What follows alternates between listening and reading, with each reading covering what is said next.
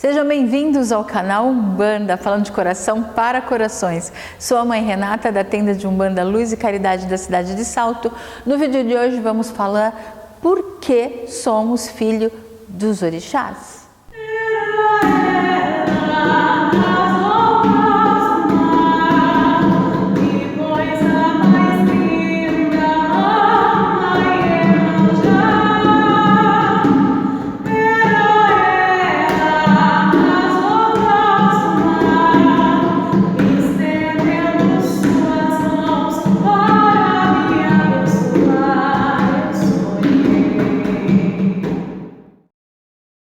Antes de entrarmos no tema, eu peço para quem não é inscrito no canal, se inscreva, ative o sininho em todas para receber as notificações dos vídeos futuros. Os vídeos novos saem na quinta, na sexta, no sábado e na segunda-feira vocês também têm a mensagem da cigana.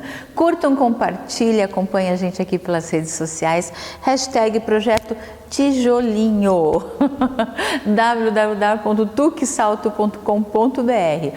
Vai lá no site, olha os produtos, comprem os produtos para ajudar a gente a colocar os tijolinhos aqui na nossa sede, tá bom? E desde já agradeço a boa vontade e todo esse carinho que vocês que são inscritos aqui no canal e os que vão chegar, ou que estão chegando, eu já agradeço desde já, porque eu sou assim, eu já agradeço aquilo que nem aconteceu ainda, né? Eu já agradeço os 100 mil inscritos, os 200, os 500, os 600, né? 1 milhão, eu já agradeço, porque eu sei que eu vou chegar lá, né? Então, não deixa de curtir, não deixa de se inscrever, tá? Deixa eu falando aqui sozinha, não. O tema de hoje é bem interessante, né? Porque é justamente o porquê somos filhos dos orixás. Orixás, assim, orixá, divindade. Eu não vou entrar em detalhe de orixá, lenda, orixá que tem a sua história, né? Como homem, como mulher, como guerreiros, não. Eu quero falar da divindade, porque que nós somos filhos da divindade.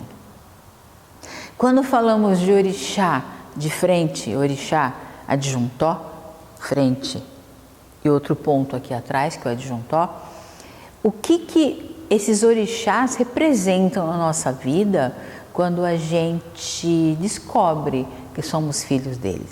E essa descoberta, ela teria que ocorrer, gente, dentro de um trabalho onde o próprio orixá vem se manifestar nesse médium, tá? Se você não está dentro de um terreiro, se você não frequenta, você é um simpatizante, você gosta dos orixás, vocês gostam das entidades, mas se você não é um adepto à religião, não tem por que você saber quem é o seu pai e quem é sua mãe de cabeça. Saber quem é pai e mãe de cabeça exige responsabilidades, exige cuidados, exige missão, exige comprometimento.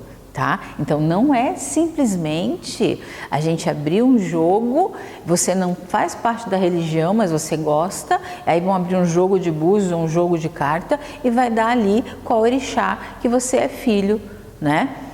Não funciona desse jeito, porque exige, é o que eu acabei de falar, exige responsabilidades a partir do momento que a gente começa a entender mais sobre quem são os nossos orixás, quem são nossos pai e mãe de cabeça.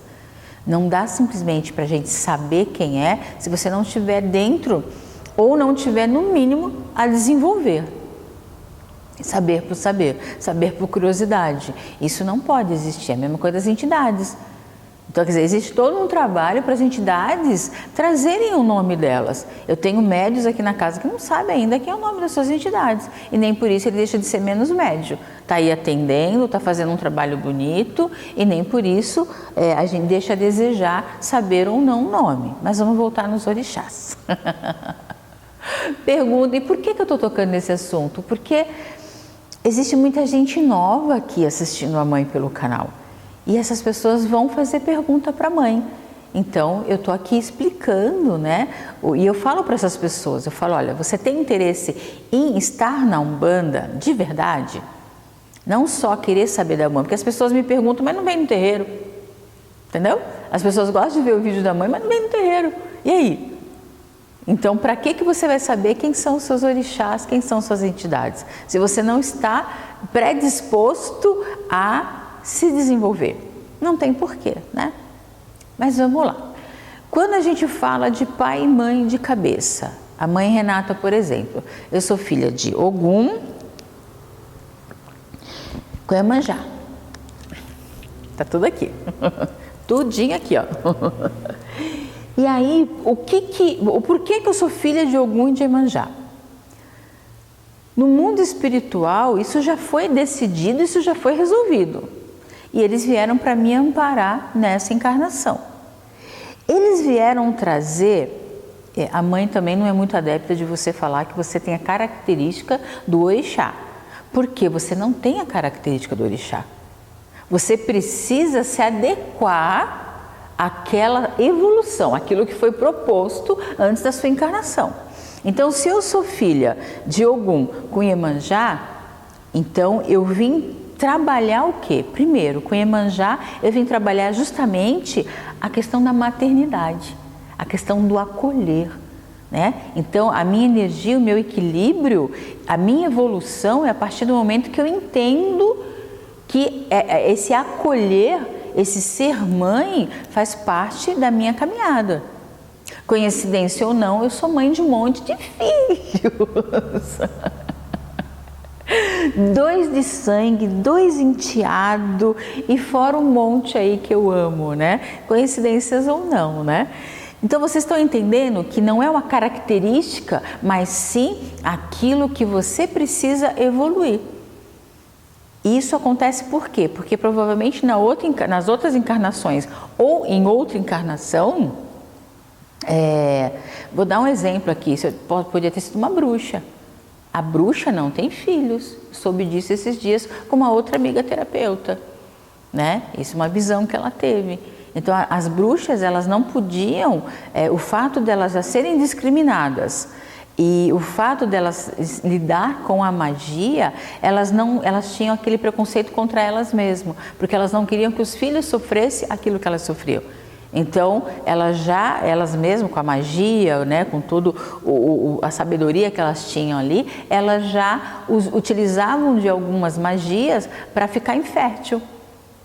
E aí elas não engravidavam, elas não tinham filhos. Então, se eu, lá numa outra encarnação, eu fui uma dessas, deve ter sido, viu, gente? Porque ninguém nasce com dom aí desse jeito, se você não tem uns pezinhos nas magias aí das bruxinhas, viu? Então eu devo ter, em algum momento na minha vida passadas, passado por essa fase. E aí, o que Iemanjá veio fazer na minha vida? Veio justamente trazer essa maternidade, que, um exemplo, eu como bruxa deixei para trás, deixei passar, ela veio me trazer nessa encarnação, onde eu tivesse que me deparar com esse meu momento mãe, esse momento de acolher. Eu sempre fui muito, desde pequenininha, essa coisa de querer pegar, de querer cuidar dos indefesos, dos bichinhos, dos neném, dos menorzinhos, né? A briga estava lá na outra sala de aula, eu já queria ir lá defender, entendeu? Então é uma coisa que já veio evoluindo comigo, né? Ogum, né? O guerreiro, aquela força, aquela questão de ir atrás e buscar. Então eu já cresci trazendo também essa energia. Então isso não significa que eu tenho uma característica.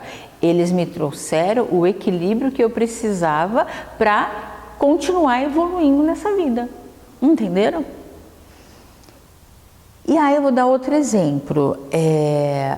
As outras religiões, nós estamos falando dos orixás dentro da nossa religião. Mas as outras religiões também, de alguma forma, os evangélicos têm o quê? O Espírito Santo. Tem o pastor, que tudo é pecado. Para quê? Para que a pessoa... Por que a pessoa vai na igreja evangélica e não vem no terreiro? Porque aquela pessoa, ela só vai evoluir se ela estiver dentro daquela religião. Então, não importa se ela tem orixá. Na nossa religião, a gente agradece pela divindade que tem na nossa coroa. Esse é o nosso culto, esse é o que a gente acredita, né? Mas isso não significa que nas outras religiões não tenha Vocês percebem que religião sempre tem uma coisinha, né? A própria igreja evangélica usa muito sal grosso para benzer, para limpar, o óleo ungido, o azeite, né? A gente usa o dendê, entendeu? Então, é para isso que nós somos filhos de orixá. Então, quando a gente estava para encarnar, houve sim alguns acordos espirituais ali para nossa caminhada. Cabe a gente, porque a gente assim, quando a gente chega aqui, a gente esquece de tudo. E esse esquecer é justamente por quê? Para a gente poder galgar, né? Cada degrauzinho dessa evolução. Então, de novo, não se apegue a características. Então, se eu tenho um Ogum, se eu tenho uma Yansan, por exemplo, na minha coroa, eu preciso do quê? De movimento. Eu preciso aprender a trazer movimento para a minha vida. Então, essa é a evolução que Yansan vai trazer para os filhos dela. Então, tudo ligado à divindade, tudo ligado a uma entidade, tem muito a ver com as evoluções, tá bom? É isso. Ficou claro para vocês? Manda aqui no comentário para a mãe, tá bom? Alguma dúvida, alguma pergunta, eu vou adorar responder vocês, tá? Tema para vídeo, para os próximos também, pode mandar que a mãe, ó, abraça tudo porque eu sou filha de Iemanjá. Deixa passar nada. Agora sim, vou ficar por aqui. Agradeço a vocês que ficaram comigo nesse vídeo. Mas antes, quem não é inscrito, se inscreva, curta, compartilhe, acompanhe a gente pelas redes sociais, hashtag Projeto Tijolinho, www.tucsalto.com.br. E até o próximo vídeo. Falando o quê? De Umbanda, mas falando de coração para corações.